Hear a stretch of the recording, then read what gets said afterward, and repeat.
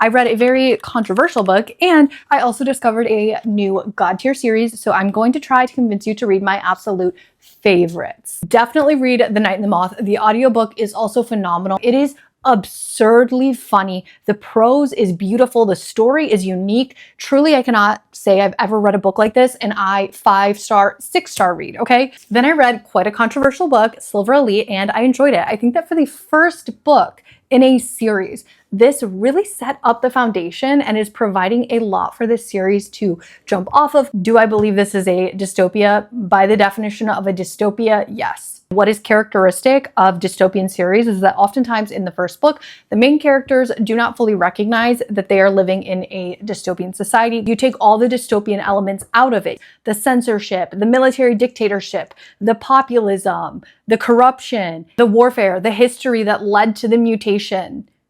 If you take all of that out of this book, does it still stand? No.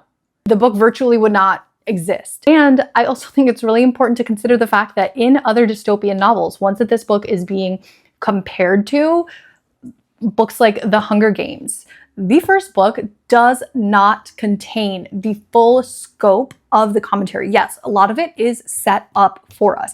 Katniss does not like the Capitol. District 12, we see the poverty, we see the inequity. If you were to stop at the end of book 1, there is so much we would not learn, so much context that we would not have to go back and reread and look at book 1 in. The author did not explicitly say why they are writing this book, but I think that the world we're living in and publishing as a whole is very, very different, very polarized. From, 10, 15 years ago, the social media environment is very different for authors. So I think that these are all really important things to take into account. And I am very curious to see how the discourse about this book and this series evolves in 6 months' time when the next book comes out. Because I do personally think that overall views towards this series have a very high potential of changing. I also read Shield of Sparrows and I liked it, but I wasn't blown away by it. Also read 2 books by one of my new auto-buy authors, Abby Jimenez. Loved them both at the end of Just for the Summer. Oh my goodness, the FMC made me very, very, very upset, but overall, I really, really enjoyed both of these. Then I read The 7-Year Slip and The Unhoneymooners, and if I'm being completely honest, I did not think that these books were anything spectacular. Now, that could be because I have read a lot of contemporary romance books recently. Maybe I'm just over kind of this type of dynamic. However, then I read Problematic Summer Romance by Ali Hazelwood, and oh, I love Eli Kilgore. I love him.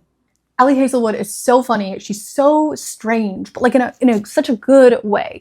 Loved this book and immediately started listening to Not in Love on audio again, because some of you may know that is my favorite audiobook. And next up, we've got a God tier series for you. I already started rereading the book, and yes, do I take notes as I read? Yeah.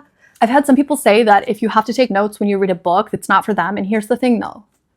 Do you have to take notes? No. Will it help your comprehension? Yes. I take notes in virtually every single book I read for the first 100 or so pages. I have a degree in literature, a master's in English education. I was an English teacher, and I used to work at a firm doing research in reading comprehension and the actual brain mechanisms behind reading comprehension and literacy. So taking notes is ingrained in me. I may or may not have gotten to read Roots of Darkness, Hekla's story. It's a novella. Early. It comes out June 10th. And all I gotta say is I laughed multiple times. Hekla is mother. And I'm currently in the middle of 2 books, The Body Keeps the Score and The Hunger Games. I've already read The Hunger Games maybe 2 times, seen the movie multiple times, and The Body Keeps the Score. I am finally, I think, in a place where I am ready for this type of information. When you are struggling, I'm sorry, it's not possible to do the things, right? It's not possible to get the exercise, go on the walks, keep up with your friends, go to bed early, eat healthy. Sometimes all you can do is get through day to day. And there are times when you are ready to do the work, you are ready to strengthen and manage your coping skills, your mechanisms, so that the next time it comes around, you are better equipped to recognize what you're feeling and respond to it.